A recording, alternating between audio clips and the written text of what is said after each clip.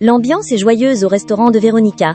Les proches et les invités sont réunis pour célébrer son talent et le succès de son établissement. Un des convives prend la parole pour attirer l'attention de tout le monde et propose de porter un toast en son honneur. Il demande à Véronica de se lever et rappelle que tout ce qu'elle prépare dans ce restaurant porte son amour, son talent et sa personnalité. Les invités lèvent leurs verres et la félicitent chaleureusement. Véronica est émue par cette reconnaissance et remercie tout le monde pour cette belle attention. Au milieu de cette fête, des valises attirent l'attention de Marcelino au couvent. L'enfant se demande ce qu'elles signifient et qui peut bien arriver avec autant d'affaires.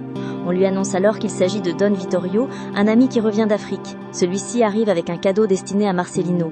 Les religieux l'accueillent avec joie et lui souhaitent la bienvenue. L'enfant est heureux de rencontrer ce nouvel arrivant. Plus tard, Orlando remarque que Marielle semble préoccupée et silencieuse. Il lui demande ce qui se passe et elle lui avoue qu'elle pense beaucoup à Lucilia. Elle ressent une étrange inquiétude qu'elle n'arrive pas à expliquer.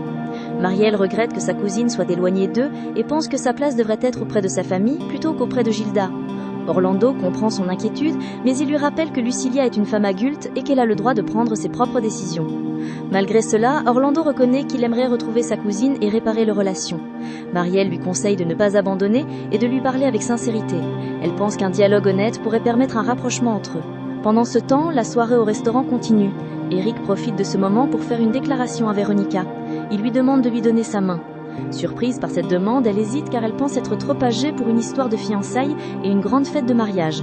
Mais Marielle l'encourage immédiatement et lui rappelle qu'elle mérite d'être heureuse. Finalement, Véronica accepte la demande d'Eric. Mais l'inquiétude grandit lorsque les premières recherches commencent. Le délégué Albuquerque convoque Orlando pour lui annoncer une nouvelle terrible. Avec beaucoup de gravité, il lui explique que le corps d'une femme vient d'être retrouvé dans la rivière. Orlando refuse d'abord d'y croire lorsque le délégué lui confirme qu'il s'agit de Lucilia.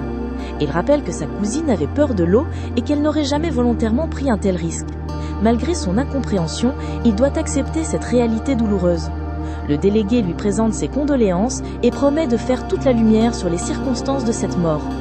Orlando est détruit par la disparition de Lucilia. Il regrette de ne pas avoir été plus proche d'elle et pense que les choses auraient pu être différentes s'il avait insisté davantage pour la ramener auprès de lui. Il se reproche les disputes qu'ils ont eues et souffre de ne pas avoir pu lui dire tout ce qu'il ressentait. Marielle essaie de le consoler en lui rappelant combien Lucilia l'aimait et combien elle avait compté dans sa vie. Elle raconte qu'elle s'était toujours occupée de la famille avec dévouement et qu'elle avait fait beaucoup de sacrifices pour aider le père d'Orlando. Albuquerque interroge Gilda au sujet de cette affaire. Il lui rappelle qu'elle avait autrefois empêché Lucilia d'être conduite au commissariat lorsqu'elle était accusée du vol des affaires de Véronica. Gilda affirme qu'elle voulait simplement protéger son amie et préserver la réputation de l'hôtel. Elle insiste sur le fait qu'elle n'avait aucune raison de vouloir du mal à Lucilia. Cependant, le délégué reste méfiant face à ses réponses. La discussion entre Gilda et Albuquerque devient de plus en plus tendue. Le délégué laisse entendre qu'il pourrait arranger l'affaire et éviter de chercher trop loin certaines pistes. Il évoque ses propres difficultés financières et le fait qu'il aura bientôt de nouvelles responsabilités familiales. Gilda comprend qu'il cherche un avantage personnel. Elle tente de rester prudente tout en comprenant qu'elle pourrait avoir besoin de lui. Pendant ce temps, les autorités poursuivent la reconstitution des derniers moments de Lucilia. Le propriétaire d'un bateau confirme qu'il a loué une embarcation au faux ingénieur Felipe Neves. Le bateau a ensuite été retrouvé abandonné sur la rivière. Les enquêteurs retrouvent également des vêtements appartenant à l'homme dans l'eau. Tout semble indiquer qu'un accident s'est produit. Le chauffeur qui avait conduit Lucilia et l'ingénieur jusqu'à la rivière apporte aussi son témoignage. Il explique qu'il devait revenir les chercher à une heure précise, mais que personne ne s'est présenté au rendez-vous. Pour les enquêteurs, cela renforce l'hypothèse d'un accident tragique. Pourtant, Orlando reste troublé, car il connaît Lucilia et sait qu'elle n'aurait pas facilement accepté de monter sur un bateau ou de s'approcher de l'eau. Au même moment, Darlene rencontre Gaspard. Celui-ci essaye de se rapprocher d'elle et lui propose de parler ensemble plus tard. Mais Darlene, blessée par ce qu'elle pense savoir de lui, refuse catégoriquement. Elle lui demande de s'éloigner et lui fait comprendre qu'elle ne veut plus avoir de relation avec lui. Orlando est profondément marqué par cette perte. Il prend la parole pour rendre hommage à sa cousine et rappelle les moments importants qu'ils ont partagés ensemble. Marcelino, avec son innocence habituelle, essaye de réconforter Orlando. Il lui dit que Lucilia est maintenant auprès de Dieu et qu'elle doit être heureuse là-haut. Puis il prononce des paroles qui bouleversent Orlando. Il lui rappelle qu'il sera bientôt son père lorsqu'il sera adopté.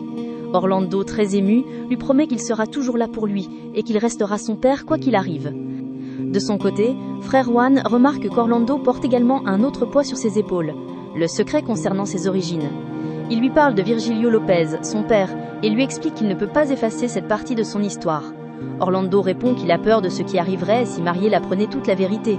Il craint qu'elle ne puisse jamais accepter qu'il soit le fils de l'homme qui a causé tant de souffrance à sa famille. Frère Juan lui explique qu'un fils ne doit pas être puni pour les erreurs de son père. Il lui conseille de ne pas vivre dans le mensonge et de trouver le courage d'affronter la vérité. Selon lui, Marielle a le droit de connaître la réalité, mais Orlando doit aussi comprendre qu'il n'est pas responsable des actes de Virgilio Lopez. Orlando reste partagé entre son amour pour Marielle et sa peur de la perdre. Pendant ce temps, Eric poursuit ses recherches autour de la mort de Lucilia. Il discute avec Julio et lui fait part de ses inquiétudes. Il révèle que Lucilia avait confié à Orlando qu'elle avait entendu une conversation entre Gaspard et Gilda.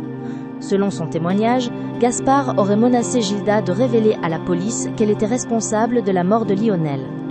Julio est bouleversé par cette révélation. Il se rappelle toutes les accusations qu'il avait acceptées contre Marielle et comprend qu'il s'est peut-être laissé manipuler par Gilda. Il avoue qu'il a contribué à détruire la réputation de Marielle en croyant aux mensonges qui étaient racontés contre elle. Il regrette profondément de ne pas avoir vu la vérité plus tôt. Eric tente de le calmer et lui dit que les regrets ne changeront pas le passé. Ce qui compte maintenant, c'est de réparer les erreurs commises. Il pense que Julio peut encore aider à rétablir la justice et à prouver l'innocence de Marielle. Pendant ce temps, Veronica prépare un dîner spécial pour Orlando et Marielle. Elle veut leur offrir un moment de paix après toutes les épreuves qu'ils viennent de traverser. Elle espère leur redonner un peu de bonheur et leur rappeler qu'ils ne sont pas seuls, et profite d'un rare instant de tranquillité. Chez eux, Orlando et Marielle parlent de leur avenir ensemble. Orlando imagine une vie à deux, loin des conflits et des secrets. Marielle lui montre qu'elle est prête à construire cette nouvelle vie avec lui. Mais derrière cette apparente sérénité, le secret sur Virgilio Lopez continue de peser sur Orlando. Alors que la pluie tombe fortement, quelqu'un frappe à la porte. C'est Popo qui arrive avec les affaires de Lucilia. Il explique qu'il vient de la part de Gilda, qui lui a demandé de récupérer rapidement tout ce qui se trouvait encore dans la chambre de l'hôtel. Orlando est surpris, mais accepte de recevoir les cartons. Popo lui remet également une petite boîte qu'il a trouvée parmi les affaires de Lucilia et qui semble être destinée à Marielle. Après le départ de Popo, Orlando et Marielle commencent à examiner les objets appartenant à Lucilia. Marielle est intriguée par la boîte et décide de l'ouvrir. À l'intérieur, elle découvre des lettres anciennes écrites par Virgilio Lopez. Ces documents semblent avoir été conservés pendant longtemps par Lucilia parce qu'ils contiennent un secret important.